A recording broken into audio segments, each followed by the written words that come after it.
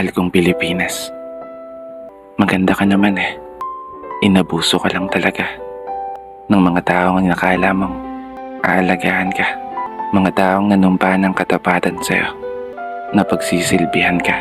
Mga taong pinagkatiwalaan namin na sa'yo'y magsasalpa sa mga panahon na haharap ka sa unos bilang isang bansa na matatag at palaban. Ngunit naging kabaligtaran, isang bansa na ninanakawan ng sarili mong mamamayan. Isang bansa na dapat ay pinoprotektahan, ngunit isang bansa na napapaligiran ng mga taong mapanlamang. Kailan nga ba tayo magigising? Kailan nga ba kayo matatauhan?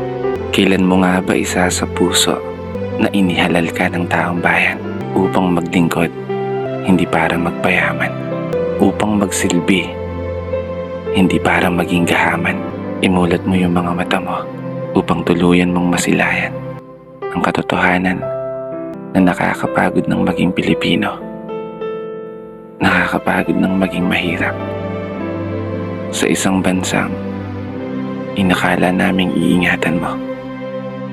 Mahal kong Pilipinas.